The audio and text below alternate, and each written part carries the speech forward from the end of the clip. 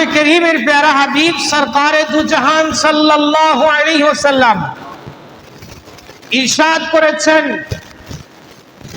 মা মিন আইয়ামিন আহাব্বু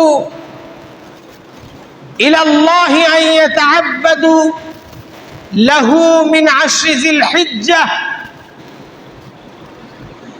মা মিন আইয়ামিন আহাব্বু ইলাল্লাহি আন ইয়াতাআব্বাদু লাহু মিন আশরি যিল হিজ্জাহ ইয়াদিলু সিয়ামু কুল্লা ইয়াউমিন মিনহা বিসিয়ামিস সানাহ। আল্লাহ রসুল সাল্লাল্লাহু আলাইহি ওয়াসাল্লাম বলেছেন, এই জিলহজ মাসের প্রথম 10 দিন আল্লাহর কাছে এত বেশি সম্মানিত, এত বেশি প্রিয়, এত বেশি প্রিয়। কোন মানুষ যদি এই জিলহজ মাসের প্রথম 10 দিনের কোনো একদিনও রোজা রাখে, আল্লাহ রাব্বে কারীম তার আমল নামায় 1 বছর রোজা রাখার সওয়াব দান করে দিবে। একদিন রোজা রাখলে কত দিনের সওয়াব? 1 বছরের সওয়াব আল্লাহ তাআলা দান করবে। নবীজি বলেন, ওয়া কিয়ামু কুল্লি লাইলাতিন মিনহা বিকিয়ামি লাইলাতিল কদর। কেউ যদি এই 10টা রাত্রকে গুরুত্ব দিয়ে ইবাদত বন্দেগী করে, এক একটা রাত্রের বিনিময়ে আল্লাহ তাআলা তার আমল নামায় একটা লাইলাতুল কদরের রজনীর সওয়াব আল্লাহ তাআলা দান করে দিবেন। সুবহানাল্লাহ। তাহলে এক দিনের রোজা হচ্ছে 1 বছরের রোজা রাখার সমান, আর এক রাত্র ইবাদত করা মানে হচ্ছে একটা শবে কদরের রাত্রের সওয়াব আল্লাহ তাআলা দান করবেন। এই কারণে এই দিন এবং রাত্রগুলোকে গুরুত্বের সাথে প্রত্যেকটা মুহূর্ত তসবিহ তাহলিল দিয়ে, তাকবীর দিয়ে, আল্লাহর জিকির দিয়ে এই দিনগুলোকে সাজানো উচিত। রাসূল আরবি সাল্লাল্লাহু আলাইহি ওয়াসাল্লাম ইরশাদ করেছেন, ইযা রাআইতুমুল হিলালা যিল হিজ্জাহ ওয়া আরাদা আহাদুকুম আন ইউদহি ফালইউমসিক আন শা'রিহি ওয়া আযফারিহি। রাসূল আরবি সাল্লাল্লাহু আলাইহি ওয়াসাল্লাম বলেন, তোমরা যখন জিলহজ মাসের চাঁদ দেখবা, জিলহজ মাসের মাস যখন শুরু হয়ে যাবে, আর তোমরা যদি কুরবানি করার ইচ্ছা করো, তাহলে যারা কুরবানি করবা জিলহজ মাসের চাঁদ দেখার পর থেকেই ফালইউমসিক আন শা'রিহি ওয়া আযফারিহি। নবী বলেন, জিলহজ মাসের চাঁদ দেখার পর থেকেই যারা কুরবানি করবা, তোমরা চুল, নখ এবং শরীরের অবাঞ্ছিত পশম কাটা থেকে বিরত থাকবা। কারণ কি? এটা রাসূল করিম সাল্লাল্লাহু আলাইহি সাল্লামের সুন্নাত। এটার ব্যাখ্যা হচ্ছে, কারণ হচ্ছে এই হজের এই মৌসুমে এই 10 দিনে হাজিরা মক্কাতুল মুকাররমার বিভিন্ন জায়গায় হজের কার্যাবলী সম্পাদন করছেন, আর হাজিরা ওই সময়ে চুল কাটেন না, নখ কাটেন না। এই দিনগুলোতে হাজিদের সাদৃশ্যপূর্ণ থাকা, হাজিরাও চুল কাটবেন না, আপনিও চুল কাটলেন না, হাজিরা নখ কাটবেন না, আপনিও নখ কাটবেন না। অর্থাৎ এই দিনগুলোতে, এই 10 দিনে আপনি মক্কাতুল মুকাররমায় মেহমানে এলাহি যারা হয়েছেন, খানায়ে কাবার মেহমান যারা হয়েছেন, তাদের সাথে সাদৃশ্য রেখে আপনিও চুল কাটা থেকে বিরত থাকবেন। এটা রাসূল করিমের সুন্নত। আর কোন মানুষ যদি আল্লাহ রসুলের একটা সুন্নতকে মহব্বত করে আমল করে, নবী বলেন, যদি এটা আখেরি জামানায় হয়, আমার আল্লাহ আমার ওই উম্মতের আমল নামায় 100 গলা কাটা শহীদের সওয়াব লিখে দিবেন। এই কারণে আমরা এই আমলটা করার চেষ্টা করব। প্যারা হাজিরিন, এই জিলহজ মাসের কুরবানির ঈদের আগের দিন হচ্ছে কি? ইয়াউমে আরাফা। ইয়াউমে আরাফা, আরাফার দিন। আল্লাহ রসুল সাল্লাল্লাহু আলাইহি ওয়াসাল্লাম ইরশাদ করেছেন, সিয়ামু ইয়াউমি আরাফাহ ইন্নী আহতাসিবু আলাল্লাহ আন ইউকাফফিরু আস-সানাতা আল্লাতী ক্বাবলাহু ওয়া সানাতু আল্লাতী বা'দাহু। রাসূল আরবী সাল্লাল্লাহু আলাইহি ওয়াসাল্লাম বলেন, কেউ যদি আরাফার দিনের রোজাটুকুন রাখে, আরাফার দিনের রোজা রাখে, আমি আল্লাহর কাছে আমার উম্মতের ব্যাপারে আশাবাদী। আমার যে উম্মত আরাফার দিনের রোজা রাখবে, আরাফার দিনের রোজার বিনিময়ে আল্লাহ তাআলা তার আমল নামার আগের 1 বছরের গুনাহ আল্লাহ তাআলা মাফ করে দিবেন, পরের 1 বছরের গুনাহ আল্লাহ তাআলা আরাফার রোজার বিনিময়ে মাফ করে দিবেন। রাখবো তো ইনশাআল্লাহ। নেক নিয়ত করবেন, নেক নিয়ত করবেন। নিয়ত করলে আল্লাহ তাআলা সওয়াব দিয়ে দিবে। নিয়ত করলেও আপনি একটা নেক নিয়ত করলেন, আশা করলেন যে আল্লাহ আমি নিয়ত করছি আমি এই নেক কাজটা করব। আপনি কাজটা করার আগে নিয়ত যে করলেন, এই নিয়তের সওয়াব আল্লাহ তাআলা দিয়ে দিবেন। আপনি নিয়ত করছেন আপনি মসজিদে 500 টাকা দিবেন, এখনো দেন নাই, দিতে পারবেন কিনা সন্দেহ আছে, কিন্তু ইচ্ছা যে ভালো ইচ্ছা যে করেছেন, এই নেক নিয়ত করার কারণে নিয়তের সবটা আল্লাহ তাআলা সাথে সাথে আমল নামায় দিয়ে দিবেন।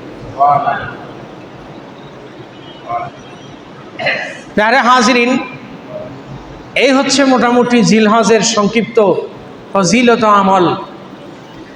প্যারে হাজিরিন, পুরা দেশব্যাপী এখন ব্যস্ত, জায়গায় জায়গায় কুরবানির হাট বসেছে। আমরা যাদের সামর্থ্য আছে কুরবানির পশু ক্রয় করার জন্য জায়গায় জায়গায় আমরা পশু দেখতেছি, বাজারে যাচ্ছি, যাচাই বাছাই করতেছি। আল্লাহ রসুল সাল্লাল্লাহু আলাইহি ওয়াসাল্লাম ইরশাদ করেছেন, 10ই জিলহজ কুরবানির দিনে পশু কুরবানি করার চাইতে উত্তম আমলে আর সৃষ্টিতে কিছুই হতে পারে না। এই কারণে যাদের সামর্থ্য আছে আমরা এখন থেকেই কুরবানি করার নিয়ত করি, পরেন ইনশাআল্লাহ। প্যারে হাজিরিন, কুরবানি কে করবেন? আপনাদের কি কষ্ট হইতেছে? এই জরুরি মাসাইলগুলো আমাদের জানা দরকার।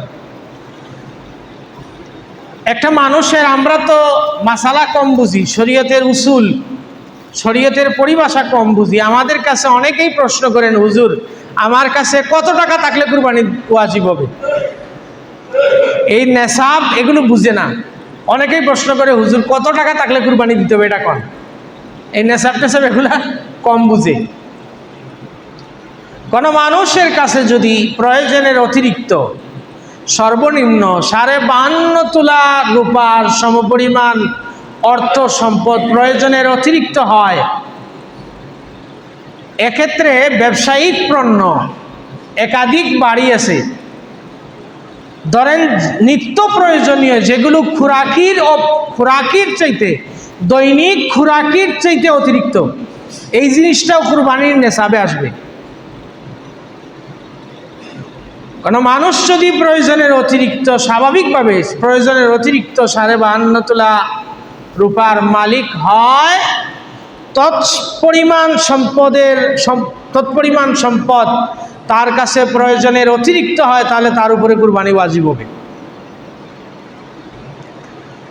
এখন বর্তমানে রূপার বড়ি হচ্ছে পাইকারি, যেটা আমি একজনকে জিজ্ঞেস করছিলাম, কম বেশ হতে পারে। রূপার বড়ি হচ্ছে 3400 টাকা, 3400 টাকা। তো 3400 টাকা যদি রূপার বড়ি হয়, ক্যালকুলেশন করে দেখেছি 52.5 তোলা রূপার দাম হয় 1,78,500 টাকা। 1,78,500 টাকা। যদি আপনি বলেন যে নেশাব আমি বুঝি না, রূপার হিসাব বুঝি না, আমি টাকা বুঝি, তো টাকা বুঝলে এটা হচ্ছে 52.5 তোলা রূপার বর্তমান বাজার মূল্য। কারো কাছে যদি এত পরিমাণ টাকা প্রয়োজনের অতিরিক্ত হয়, তাহলে তার উপর কুরবানি ওয়াজিব হবে, তার উপরে কুরবানি ওয়াজিব হবে। এক্ষেত্রে কোনো নাবালিক নারী শিশুর উপরে যদি অনেক সময় নাবালিক শিশুও টাকার মালিক হয়ে যায়, ওয়ারিশ সূত্রে, উত্তরাধিকারী সূত্রে সম্পদের মালিক হয়ে গেছে, কিন্তু তার উপরে কুরবানি ওয়াজিব হবে না। কেন? সে বালিগ হয় নাই, এখনো শরীয়তের মুকাল্লাফ না, এই কারণে তার উপরে কুরবানি ওয়াজিব হবে না। একটা পরিবারে আপনার 4টা সন্তান আছে, 4 সন্তানই নেশাব পরিমাণ সম্পদের মালিক। আপনি 4 সন্তানই নেশাব পরিমাণ সম্পদের মালিক, আর শুধু বাবা কুরবানি দিয়ে দিল, তাহলে সবার কুরবানি আদায় হবে না। যদি সন্তান একাধিক সন্তান, তাদের নিজ নিজ জায়গায় নিজ নিজ অর্থে যদি সেও সামর্থ্যবান হয়, তাহলে তার উপরে কুরবানি ওয়াজিব হবে। স্ত্রীর কাছে যদি নেশাব পরিমাণ সম্পদ থাকে, তাহলে তার উপরে কুরবানি ওয়াজিব হবে। এক্ষেত্রে স্ত্রীর উপরে কুরবানি ওয়াজিব, খালি স্বামী কুরবানি দিলে কুরবানি ওয়াজিব আদায় হবে না। স্বামীরটা স্বামী দিলে আদায় হবে। তবে হ্যাঁ, স্বামীর পক্ষ থেকে স্ত্রী দিতে পারে, স্ত্রীর পক্ষ থেকে স্বামী দিতে পারে। স্ত্রীর অনুমতি সাপেক্ষে, স্বামীর অনুমতি সাপেক্ষে স্বামীর পক্ষ থেকে স্ত্রী দিতে পারে, স্ত্রীর অনুমতি সাপেক্ষে স্ত্রীর পক্ষ থেকে স্বামী দিতে পারে। কিন্তু যদি দুইজনই নেশাব পরিমাণ সম্পদের মালিক হয়, তাহলে দুইজনেই দিতে হবে। এক্ষেত্রে আমরা একটা ভুল করি, যেটা কুরবানি ওয়াজিব হচ্ছে আমার উপরে, আমি নেশাব পরিমাণ সম্পদের মালিক। এখন আমি করলাম কি, আমি আমার বাবার মহব্বতে কুরবানি দেওয়ার সময় আমার নাম না দিয়ে আমি আমার বাবার নাম দিয়ে দিছি। মহব্বতে আর বাবার নামটা দিয়ে দেই, মহব্বতে বাবার নাম দিয়ে দিছি, না, এটা হবে না।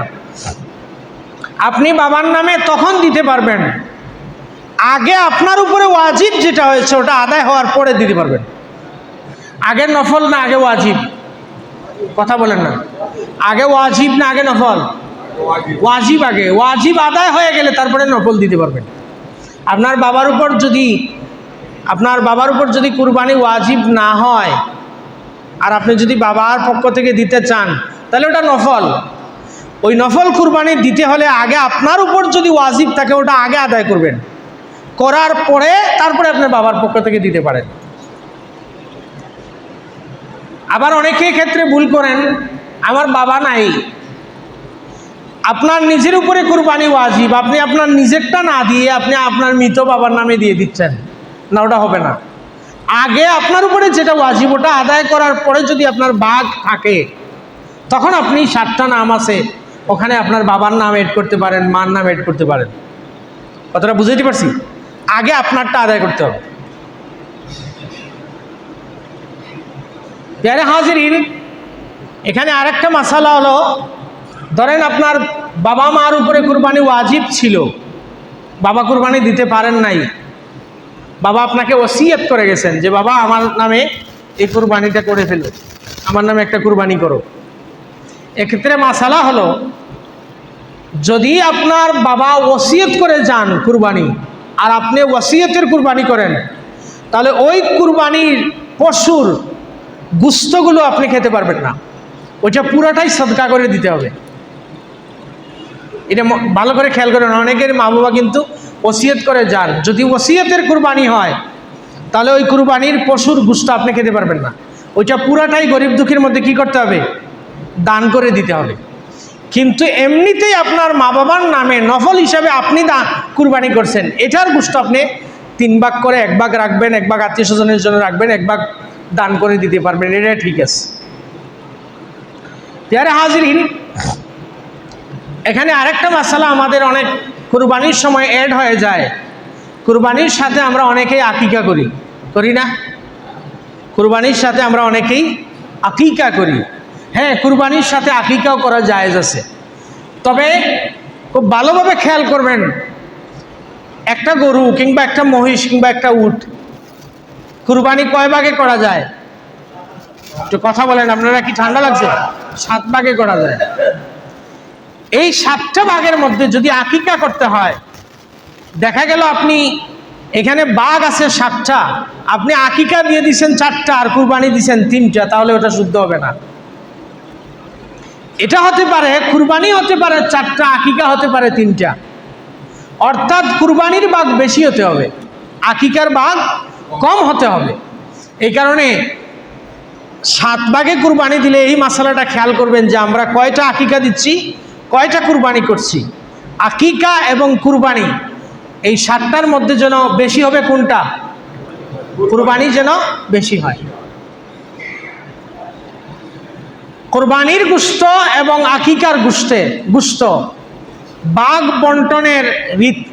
বন্টনের নিয়মে কি? কুরবানির গোশত 3 ভাগে ভাগ করবেন, 1 ভাগ নিজের জন্য, 1 ভাগ আত্মীয় স্বজনের জন্য, 1 ভাগ গরিব মিসকিনের জন্য। ঠিক সেভাবে আকিকার গোশত 1 ভাগ নিজের জন্য, 1 ভাগ আত্মীয় স্বজনের জন্য, 1 ভাগ গরিব মিসকিনের জন্য।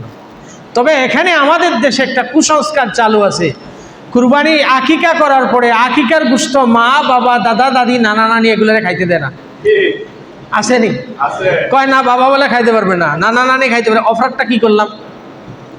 আমার ছেলের কুরবানি আকিকা দিলাম, আমি খাইতে পারতাম না, মানে আমি অপরাধটা কি করছি? এই ছেলের জন্ম দিয়ে কি এই মেয়ে জন্ম দিয়ে কি আমি অপরাধ করছি? এটার কোনো যুক্তিকতা আছে? এটা একটা কুসংস্কার। এটা কি কুসংস্কার? আপনার ছেলের আকিকার গোশত আপনিও খেতে পারবেন, দাদা দাদি নানা নানি থাকলে আরো বেশি করে খাওয়াবেন, যাতে খায়া দোয়া করে। মানে আকিকা করছে, এখন দাদা নানি অপরাধ করছে কি? দাদা দাদি নানা নানি বলে খাইতে পারবে না। এটা কুসংস্কার। আল্লাহ রাব্বে কারীম কুসংস্কার থেকে আমাদেরকে হেফাজত করুন। আরে হাজিরিন, এখানে আরেকটা মাসালা খেয়াল করবেন, যারা অনেকগুলো কুরবানি দেন, ধরেন কেউ 2টা পশুও দেন, বড় পশুও দেন, পরিবারের লোক সংখ্যা সীমিত, আপনি যদি সুযোগ থাকে, অতিরিক্ত থাকে, তাহলে একটা কুরবানি আপনি হায়াতুন নবী রসুল করিম সাল্লাল্লাহু আলাইহি ওয়াসাল্লামের নামে দিবেন। কারণ হচ্ছে আল্লাহ রসুল সাল্লাল্লাহু আলাইহি ওয়াসাল্লাম তার হায়াতে জিন্দেগিতে কুরবানি করেছেন। কুরবানি করার পরে আল্লাহ রসুল সাল্লাল্লাহু আলাইহি ওয়াসাল্লাম কুরবানি করে নবীজি দহা বিকাবশিন, নবীজি একটা দুম্বা কুরবানি করলেন। কুরবানি করে বললেন ফাকালা হাযা আম্মান লাম ইউদহি মিন উম্মতি, এ আমার সাহাবীরা, এই দুম্বাটা আমার ওই সকল উম্মতের জন্য আমি নবী কুরবানি দিচ্ছি। কিয়ামতের আগ পর্যন্ত আমার একদল উম্মত হবে গরিব, এই গরিব উম্মতগুলো কুরবানি দিতে পারবে না। আমি 1000 বছর আগে আমার ওই সকল গরিব উম্মতদের পক্ষ থেকে আমি নবী নিজে আমার গরিব উম্মতের পক্ষ থেকে আমি এই কুরবানিটা দিলাম। তো যেই নবী আমাদের পক্ষ থেকে কুরবানি করেন, আমাদের তৌফিক থাকলে সেই নবীর নামে একটা কুরবানি দিতে পারলে লাভ না ক্ষতি? আর রাসূল আরবি সাল্লাল্লাহু আলাইহি সাল্লাম হযরতে মাওলা আলী কাররামাল্লাহু ওয়াজহুল কারীমকে বলে গিয়েছিলেন, আলী রে, তুমি প্রত্যেক বছর আমি নবীর পক্ষ থেকে কুরবানি দিবা। মাওলা আলী কাররামাল্লাহু ওয়াজহুল কারীম যতদিন জীবিত ছিলেন প্রত্যেক বছর আমার নবীর নামে মাওলা আলী একটা কুরবানি দিতেন। সুতরাং নবীর নামে কুরবানি দেওয়া এটা মাওলা আলী কাররামাল্লাহু ওয়াজহুল কারীমের সুন্নাত। যদি তৌফিক থাকে আমরা দিব ইনশাআল্লাহ। প্রিয় হাজরিন, এবার আসেন পশু সম্পর্কে সংক্ষিপ্ত কিছু মাসালা আমরা আলোচনা করি। কুরবানি করতে হয় গৃহপালিত পশু দিয়ে। কি দিয়ে? গৃহপালিত পশু দিয়ে। বন্য গরু দিয়ে, বন্য ছাগল দিয়ে কুরবানি হয় না, গৃহপালিত পশু দিয়ে কুরবানি করতে হয়। গরু, ছাগল, বেড়া, দুম্বা, মহিষ, উট, এগুলো দিয়ে কুরবানি করতে হয়। এখন গরুটা যদি বন্য হয়, কেউ যদি বন্য হরিণ একটা কুরবানি দেয়, হবে? আদায় হবে না।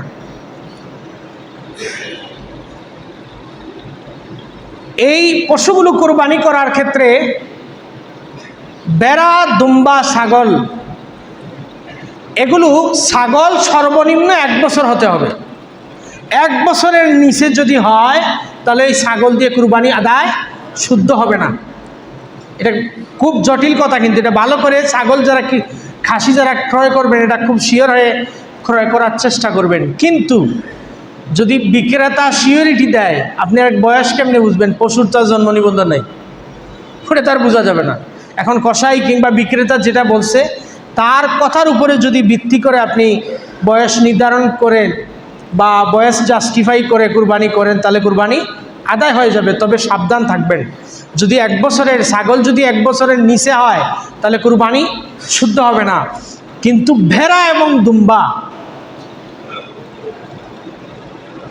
যদি দেখা যায় যে বয়স 1 বছর হয় নাই কিন্তু দেখতে 1 বছরের মতো লাগতেছে, তাহলে কুরবানি আদায় হয়ে যাবে।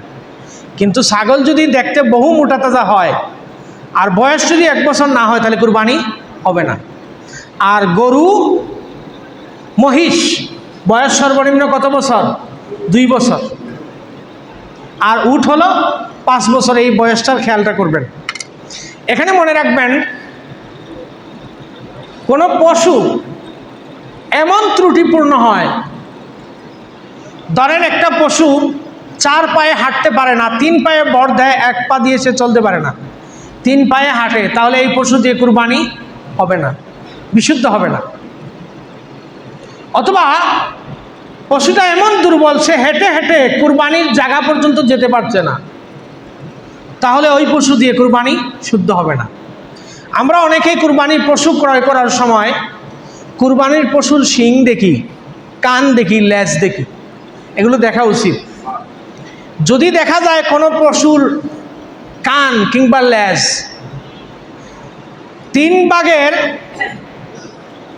যদি দেখা যায় বেশি অংশ, কানের বেশি অংশ হচ্ছে কি, অনেক পশুর কান কাটা, এরকম পশু আছে না, লেজটা কাটা, যদি দেখা যায় যে এটার 2/3 ভালো আছে,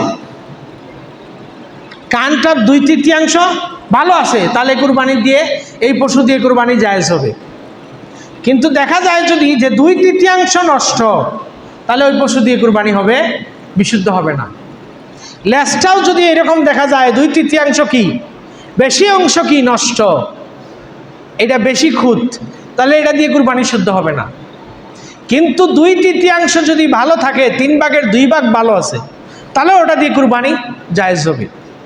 শিংটার ক্ষেত্রে মাসালা হলো, শিংটা যদি এমনভাবে ভেঙে যায়, শিং ভেঙে গিয়ে তার মস্তিষ্ক ক্ষতিগ্রস্ত হয়েছে, পশুর কি শিং ভেঙে গেছে, ধরেন আঘাত লাগছে বা মারামারি করছে, ঝগড়া করছে, শিংটা ভেঙে তার মস্তিষ্ক ক্ষতিগ্রস্ত হয়ে গেছে, তাহলে ওই পশু দিয়ে কুরবানি শুদ্ধ হবে না। কিন্তু আংশিক ভেঙে গেছে কিংবা কান, লেজ, শিং এগুলো জন্মগতভাবেই তার একটু কম, তাহলে ওটা দিয়ে কুরবানি শুদ্ধ হতে আপত্তি নাই। অন্ধ পশু যেটা একদম চোখে দেখে না, ওই পশু দিয়ে কুরবানি শুদ্ধ হবে না। যে সকল পশু দাঁত সবগুলো এমনভাবে নষ্ট হয়ে গেছে, এই পশুর দাঁত দিয়ে সে নিজে খাবার খাইতে পারে না, অতগুলো দাঁত আছে, এই দাঁত দিয়ে সে খাবার চিবাইয়া খেতে পারে, অতগুলো দাঁত থাকলে ওই পশু দিয়ে কুরবানি শুদ্ধ হবে। কিন্তু দেখা যায় যে এত পরিমাণ দাঁত নাই, খাবার ভক্ষণ করার মতো উপযুক্ত দাঁত নাই, তাহলে ওই পশু দিয়ে কুরবানি জায়েজ হবে না। আরেকটা মাসালা বলি, ধরেন আপনার উপর কুরবানি ওয়াজিব ছিল না, কিন্তু আপনি জুসের টেলায় কুরবানি কিনে আনছেন, কেনার পরে শেষে যুগবিয়োগ করে দেখলেন যে না, আমার উপর তো কুরবানি ওয়াজিব হয় না, এখন যদি কর না আমি কুরবানি দিব না, তাইলে হবে না। আপনি এই পাকনামি করতে গেছেন গা, আল্লাহ আপনার উপর ওয়াজিব করে নাই, আপনি এটা কিনছেন কেন? যেহেতু কিনে ফেলছেন, সুতরাং এখন এটা কুরবানি করতে হবে, এটা আপনার উপর ওয়াজিব হয়ে যাবে। কথাটা বুঝাইতে পারলাম? যদি আপনার উপর ওয়াজিব না থাকে, আপনি কিনে ফেলছেন, কেনার পরে যুগবিয়োগ করে দেখলেন যে না, তো আমি তো নেশাব পরিমাণ সম্পদের মালিক না, তাহলে এক্ষেত্রে আপনাকে যেটা কিনছেন এটা কুরবানি করা আপনার উপর ওয়াজিব হয়ে গেছে। আপনি ফাঁকনামি করতে গেছেন কে? আল্লাহ কি আপনারা কইছিলেন? কিনছেন যেহেতু এটা এখন জবাই করে দিবেন। আল্লাহ তাআলা আমাদেরকে তৌফিক দান করুন। একটু দুরূদ শরীফ পড়েন, আল্লাহুম্মা টাইমটা দেখুন, মাওলানা মুহাম্মদ وعلى آل سيدنا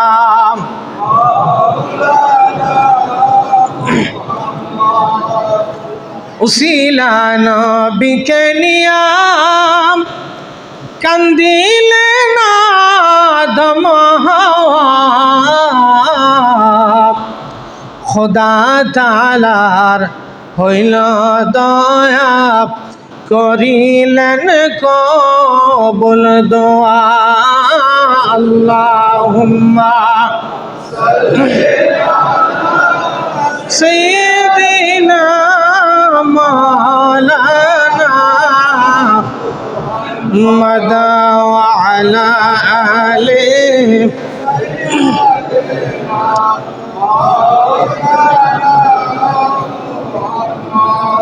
প্যারা হাজরিন।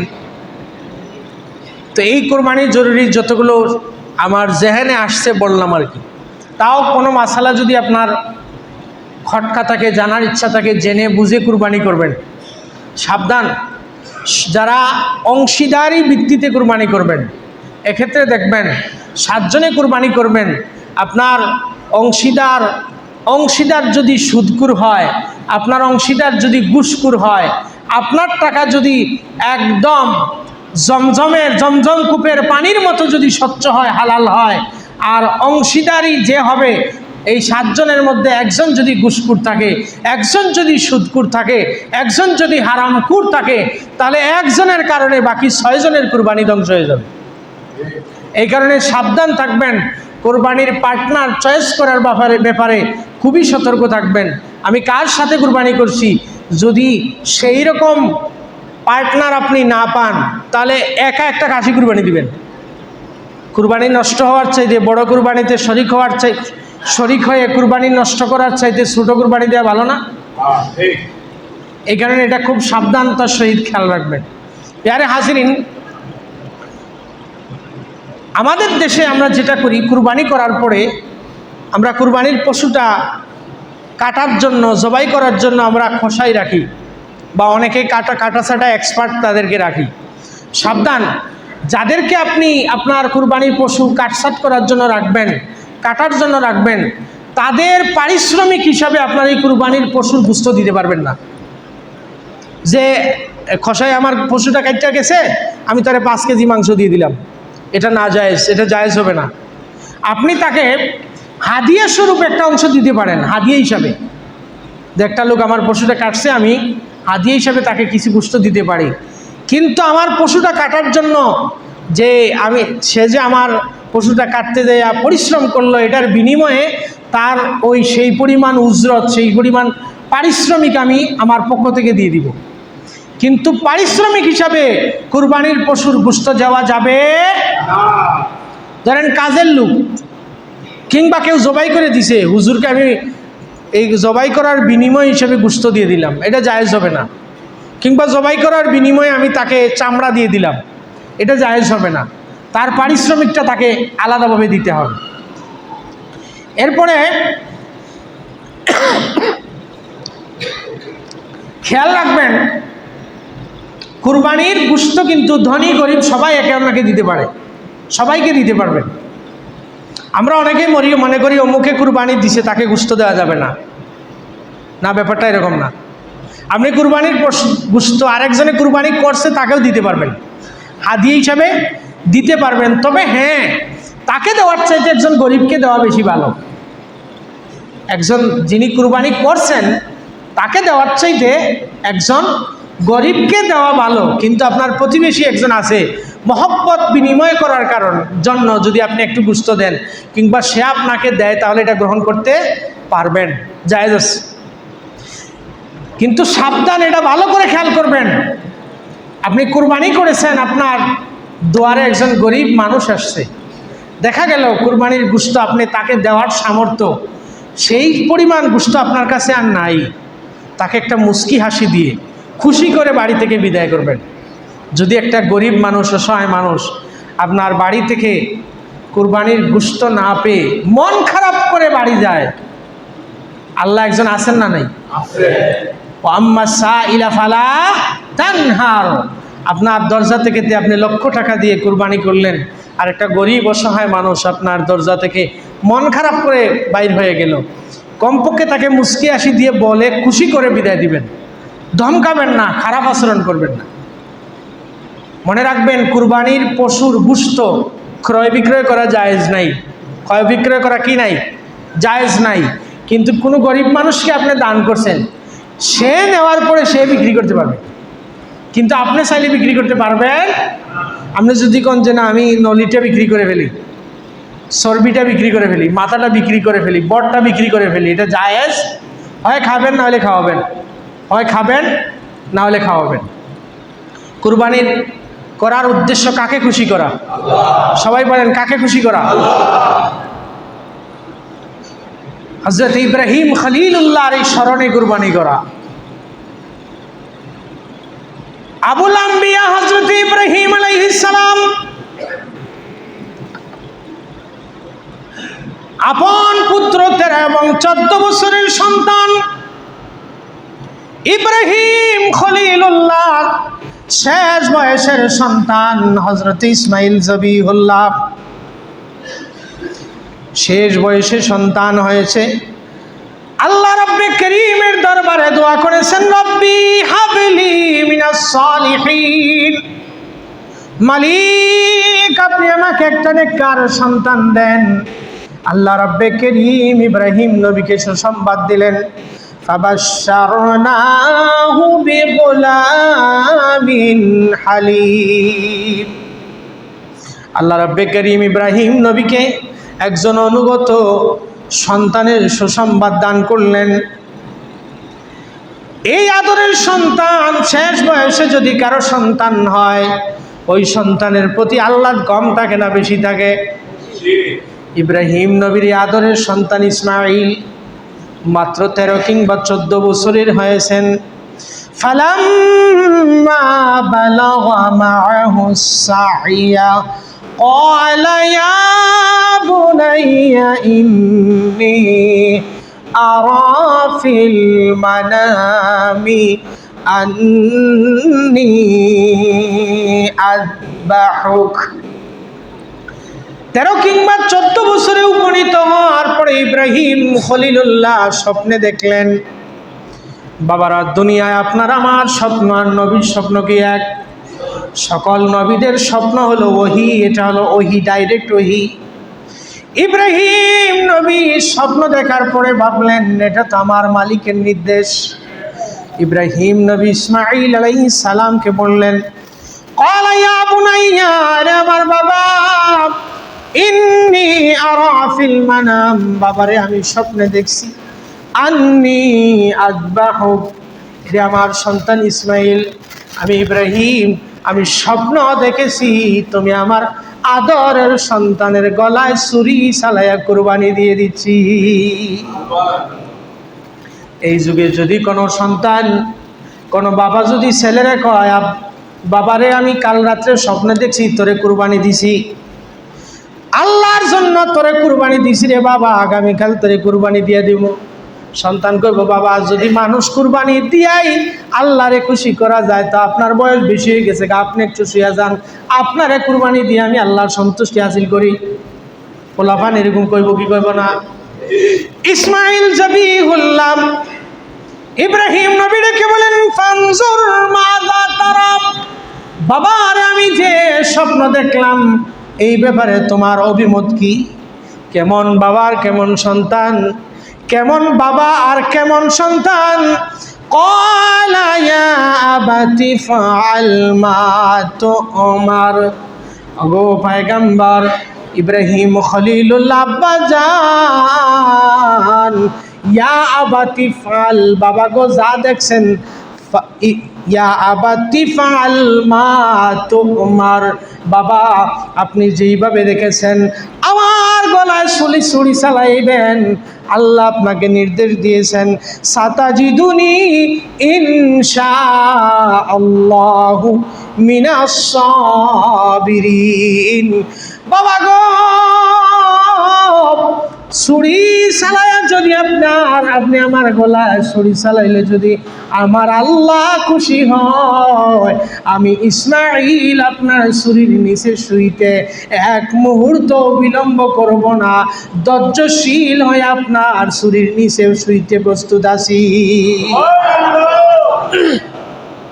কেমন বাবা আর কেমন সন্তান নিয়ে গেছেন জবাই করতে, লম্বা হিস্ট্রি আপনাদের জানা আছে। জবাই করার জন্য ইব্রাহিম খলিলুল্লাহ ফালাম্মা আসলামা ওয়া তাল্লাহু লিল জাবিন, ইব্রাহিম খলিলুল্লাহ যখন ইসমাইলকে উপর করে শোয়া ছুরি চালায়ে দিবেন, ছুরি চালায়ে দিবেন, এমন সময় আমার আল্লাহ রাব্বে কারীম ডেকে বললেন, কোথায় রে জিবরাইল, কই আছো? আমার পাগল ইব্রাহিম ছুরি চালাইয়া দিবে রে। আরে জিবরাইল দেরি করিস না রে, তাড়াতাড়ি করে জান্নাত থেকে দম বানিয়ে যাও। ইব্রাহিম যদি আপন সন্তানের গলায় ছুরি চালাইয়া দেয়, আমার জালালিয়াতে আগুন লেগে যাবে। ফেরেশতারা, আকাশের কোটি কোটি ফেরেশতারা আল্লাহু আকবার ধ্বনি দিতে লাগলো আর বলতে লাগলো, আল্লাহ গো, আপনার খলিলকে আর কত পরীক্ষা করবেন মালিক?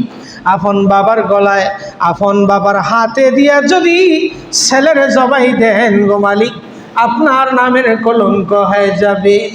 ফেরেশতারা আকাশ থেকে আল্লাহু আকবার ধ্বনি দিচ্ছেন। আমার আল্লাহ ডেকে বলেন, জিবরাইল তাড়াতাড়ি করে জান্নাত থেকে দুম্বা নিয়ে যা, দেরি যদি করবি রে জিবরাইল, ফেরেশতাদের দফতর থেকে তুই জিবরাইলের নাম কেটে দিব। তোর ৬,০০০, তোর ৬০০ নূরের পাখা একসাথে চালাইয়া মুহূর্তের ভিতরে জান্নাতি দুম্বা নিয়া ইসমাইলকে সরাইয়া ইব্রাহিমের ছুরির নিচে দইরা দে। আকাশ থেকে ফেরেশতারা বললেন, আল্লাহু আকবার, আল্লাহু আকবার। জিবরাইল চিন্তা করলেন, যাইতে যদি দেরি হয় ইব্রাহিম ছুরি চালাইয়া দিবেন। তিনিও বললেন, লা ইলাহা ইল্লাল্লাহু, আল্লাহু আকবার। যখন ফেরেশতাদের ধ্বনি এগুলো হচ্ছে, জিবরাইল আলাইহিস সালাম ইব্রাহিম নবীকে সাবধান করার জন্য তিনিও বললেন, লা ইলাহা ইল্লাল্লাহু, আল্লাহু আকবার। আর ইব্রাহিম আলাইহিস সালাম জিবরাইলের ধ্বনি শুনে তিনিও বললেন, আল্লাহু আকবার, আল্লাহু আকবার। জিবরাইলের এই ইব্রাহিম নবীর এই ধ্বনি শোনার পরে ইসমাইল জবিহুল্লাহ উঠে দাঁড়িয়ে তিনি বললেন, ওয়ালিল্লাহিল। এই কারণে জিলহজ মাসের ৯ জিলহজ ফজরের পর থেকে ১৩ই জিলহজ আসর পর্যন্ত, কোথায় কোন তারিখ বললাম? ৯ জিলহজ বাদ ফজর থেকে আসরের ১৩ই জিলহজ আসর পর্যন্ত এই ৫ দিন ২৩ ওয়াক্ত নামাজের প্রত্যেক ফরজ নামাজের পরেই কমপক্ষে একবার তাকবীরে তাশরিক পাঠ করা হচ্ছে ওয়াজিব।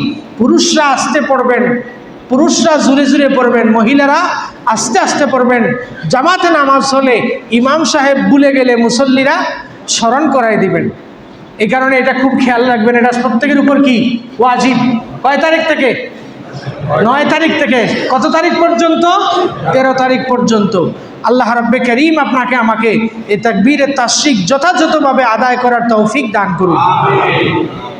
যারা হাজিরিন, এই কারণে যাদের সামর্থ্য আছে আমরা এখন থেকে কুরবানির নিয়ত করবো ইনশাআল্লাহ। রাসূল করিম সাল্লাল্লাহু আলাইহি ওয়াসাল্লাম বলেছেন, মান কানা লাহু সাআতুন ওয়া লাম ইউদাহি ফালা ইয়াকরাবান্না মুসাল্লানা। নবী বলেন, যার তৌফিক আছে, সামর্থ্য আছে, কিন্তু কুরবানি করলো না, কিপটামি করলো, সে যেন আমার ঈদগাহের কাছেই না আসে। তার ঈদের কোনো দরকার নাই। আমাদের এইরকম অনেকেই আছেন, আমাদের কুরবানি করবে না কেন ভাই? বলে আমার ঋণ হয়ে গেছে, ঋণ আছে, কুরবানি করবো না। আচ্ছা কোন এক বেটার ঋণ আছে ১০ লাখ টাকা আর তার তহবিল আছে ১ কোটি টাকা, তাইলে এই লোক কি ঋণী? কথা কর না, এই লোক কি ঋণী? হ্যাঁ, ঋণ থাকলে কুরবানি করা, ঋণ করে কুরবানি করা জায়েজ না। কখন? যদি ঋণ আনতে হয় সুদে। যদি সুদে টাকা এনে কুরবানি করা লাগে ওই রকম ঋণ করে কুরবানি জায়েজ নাই। কিন্তু যদি দেখা যায় আপনার ঋণটা এমন পরিমাণ ঋণ, আপনার সব ঋণ পরিশোধ করার পরেও আপনি কুরবানি করতে সক্ষম, তাহলে আপনি কুরবানি করবেন। বৈধ পন্থায় ঋণ করেও কুরবানি করবেন। আপনার আছে 1 কোটি টাকা, এখন হয়তো হাতে টাকা নাই, আর আপনি বললেন না ভাই আমার 10 লাখ টাকা ঋণ হয়ে গেছে, আমি এই ঋণের অজুহাতে কুরবানি করবো না। ফাঁকি সব জায়গায় দিলে আল্লাহরে দেওয়া যায়? কথা কেন? সব জায়গায় ফাঁকি দিলে আল্লাহরে কি দেওয়া যায় নাকি?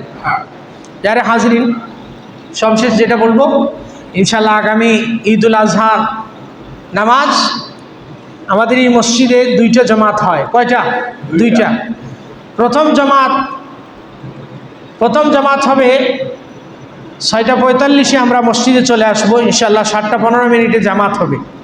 7:15 আমাদের এই মসজিদে প্রথম জামাত হবে। প্রথম জামাতে আমি থাকবো ইনশাল্লাহ। দ্বিতীয় আরেকটা জামাত হবে 8:15। কমিটির কেউ থাকলে আমাকে একটু সহযোগিতা করেন, টাইমটা কি ঠিক আছে কিনা?